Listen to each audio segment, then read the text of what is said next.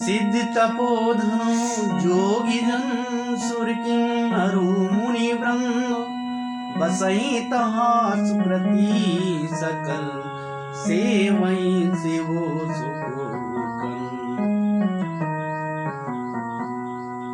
सिद्ध तपस्वी योगी गण देवता किन्नर और मुनियों के समूह उस पर्वत पर रहते हैं। वे सब बड़े पुण्यात्मा हैं और आनंद कंद श्री महादेव जी की सेवा करते हैं।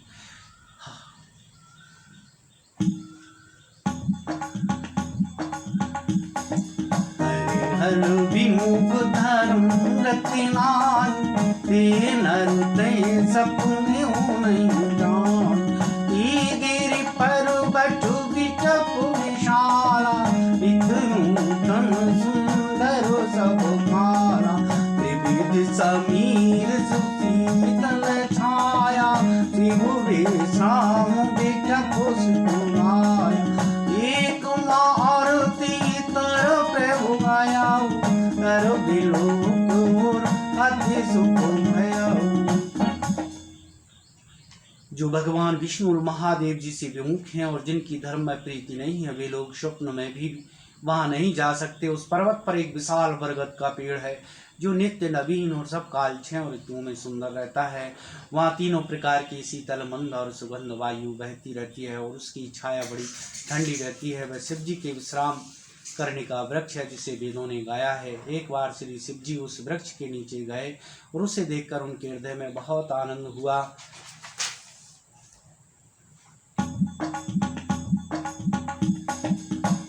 करुणास माधुरी पुछाला बैठे सहज संकृपाल कुंद इंदु दर गौर शरीरा बुध प्रलम्ब पर जीरा करुण अरुण अम्बुज समचरुणा नख दुत भगत हृदय तम भरो भुजग भूति भूषण त्रिपुरारी आनंद सरद चंद चरिहारी।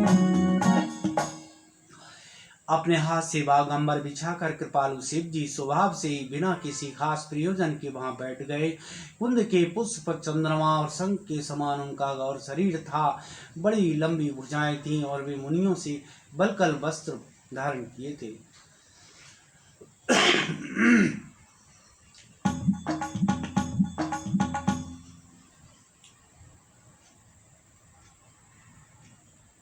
उनके चरण नए पूर्ण रूप से खिले हुए लाल कमल के समान थे। नखों की ज्योति भक्तों के हृदय का अंधकार हरने वाली थी। सांप और भस्म ही उनके भूषण थे। उन त्रिपुरासुर के शत्रु शिव जी का मुख शरद पूर्णिमा के चंद्रमा की शोभा को भी हरने वाला था। जटा मुकुट सुरु सरति सिर लोचन मलिन विशाल नीलकंठ लावण्य निधि सोय बाल विदुभाल। उनके सर पर जटाओं का मुकुट और गंगा जी शोभायमान थी। कमल के समान बड़े बड़े नेत्र थे। उनका नीलकंठ था और वे सुंदरता के भंडार थे। उनके मस्तक पर द्वितीय का चंद्रमा शोभित था।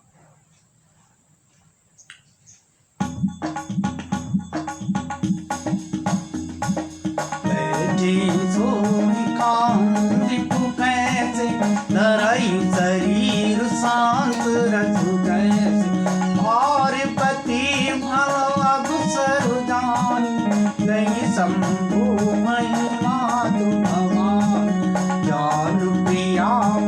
धरुअति कीना माम भागवासन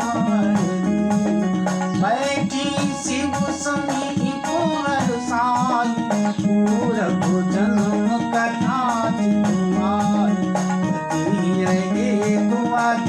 हनुमानी बिहसी उमा बोली कथा जो सकल लोक हितकारी तुई पूछन जैसे कुमार विश्वनाथ ममनाथ पुरारी त्रिभुवन महिमा विदित तुम्हारी।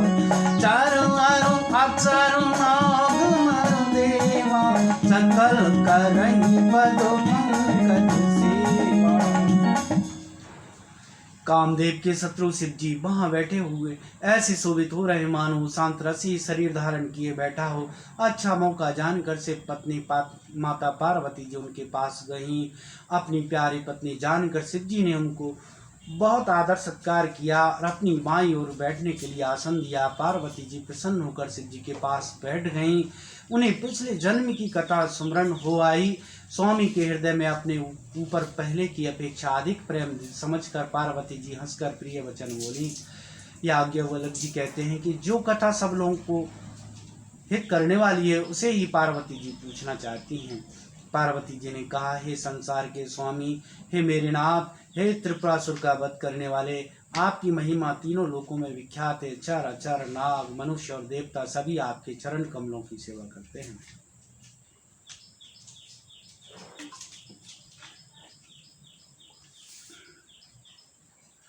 प्रभु समर्थ सर्वज्ञ शिव सकल कला गुण धाम, जोग ज्ञान वैराग्य निधि प्रणत कल्पो सर्वनाम। हे प्रभु, आप समर्थ सर्वज्ञ और कल्याण स्वरूप हैं, सब कलाओं और गुणों के निधान हैं और योग ज्ञान और वैराग्य के भंडार हैं। आपका नाम शरणागत के लिए कल्प वृक्ष है।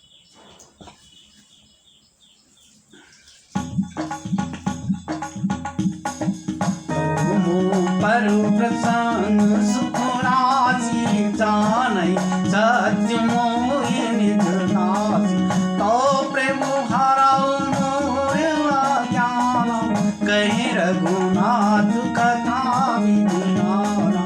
जासु भवन तर तरोई, नहीं किधरे जनक सुख सोई। सचिभूषण वत्स हृदय विचारी, हरहु नाथ मम मति ब्रह्मभारी।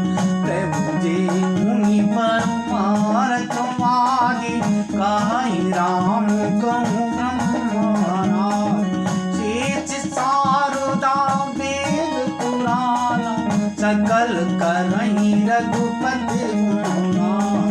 तुम पुनि राम राम दिन राति, सादर जपहुँ आनंद आराम। राम सो अवध नृपति सुख होई, ये अद अगुण अलख गति होई। हे सुख की राशि, यदि आप मुझ पर प्रसन्न हैं और सचमुच मुझे अपनी दासी या अपनी सच्ची दासी जानते हैं तो हे प्रभु, आप श्री रघुनाथ जी की नाना प्रकार की कथा कहकर मेरा ज्ञान दूर कीजिए। जिसका घर कल्प वृक्ष के नीचे हो, वह भला दरिद्र से उत्पन्न दुख को क्यों सहेगा। हे शशिभूषण, हे नाथ, हृदय में ऐसा विचार कर मेरी बुद्धि के भारी भ्रम को दूर कीजिए। हे प्रभु, जो परमार्थ तत्व ब्रह्म के ज्ञाता और वक्ता मुनि हैं, वे श्री रामचंद्र जी को अनादि प्रेम कहते हैं और शेष सरस्वती वेद और पुराण सभी श्री रघुनाथ जी का गुण गाते हैं। और हे कामदेव के शत्रु, आप भी दिन रात आदर पूर्वक राम राम जपा करते हैं। ये राम वही अयोध्या के राजा के पुत्र हैं या अजन्मा निर्गुण और अगोचर कोई और राम है। जौन रपुतनयता ब्रह्म किमी नारी विरहि मति भोर, देखि चरित महिमा सुनतो भ्रमत बोधे अति मोर। यदि वे राजपुत्र हैं तो ब्रह्म कैसे, और यदि ब्रह्म है तो स्त्री के विरह में उनकी मति बावली कैसे हो गई। इधर उनके ऐसे चरित्र देखकर उधर उनकी महिमा सुनकर मेरी बुद्धि अत्यंत चकरा रही है।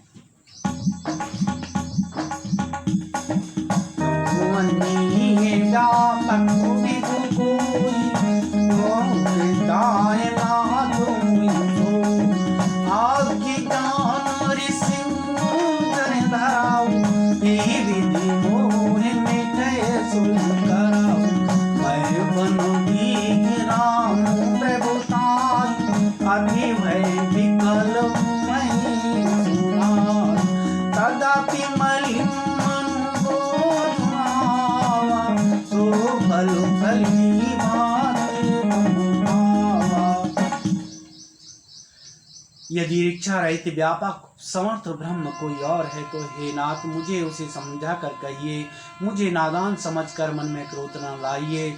जिस तरह मेरा मोह दूर हो वही कीजिए। मैंने पिछले जन्म में वन में श्री रामचंद्र जी की प्रभुता देखी थी, परंतु अत्यंत भयभीत होने के कारण मैंने वह बात आपको सुनाई नहीं, तो भी मेरे मलिन मन को बोध न हुआ। उसका फल भी मैंने अच्छी तरह पा लिया। अजम कछो संशय मन मोहि, करहु कृपा बिनु बहु कर जोरि। प्रभु तब मोहि बहुभाति प्रभुना, नाथ तो समझ करहु बिनु करु विमोहि अगुनाई। राम कथा रुचि मनोमानी, कहु पुनीत राम गुणगाथा,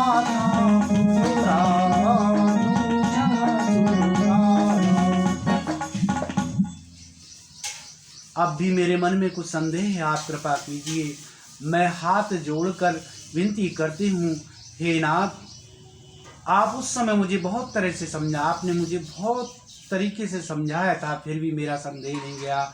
हे नाथ यह सोचकर मुझ पर क्रोध ना कीजिए, मुझे आप पहले जैसा मोह नहीं है। आप तो मेरे मन में राम कथा सुनने की रुचि है। हे शेषनाग को अलंकार रूप में धारण करने वाले देवताओं के नाथ, आप श्री रामचंद्र जी के गुणों की पवित्र कथा कहिए। बंगाऊ पद धरि धरण सिर, विनय करऊं कर जोर। वर्णऊ रघुबर विशद जसु, श्रुतु से धाम।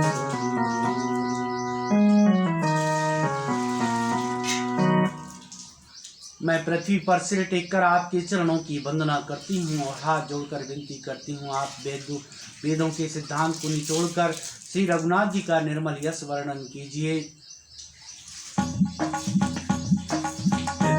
जो उसका नहीं अधिकारी, ताजी अनुगम वचन तुम्हार। गुण उतार न साधु गुणावे, आरत अधिकारी जय पावे। अति आवति पूछो सुरनाय, रघुपति कथा कहु परिदाय। प्रथम सुकारण कहु विचार, निर्गुण ब्रह्म सगुण बपुधार। प्रभु कहु राम अवतार, बाल चरित मुनि कहु नार।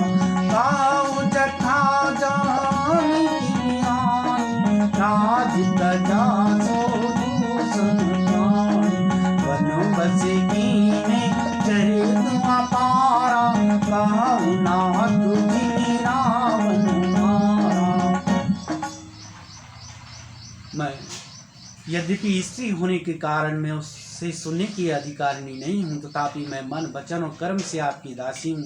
संत लोग जहाँ आर्त अधिकारी पाते हैं, वहाँ गुण तत्व भी उनसे नहीं छिपाते, आपकी दासी हूँ। संत लोग जहाँ आर्त अधिकारी पाते हैं, वहाँ गुण तत्व भी उससे नहीं छिपाते।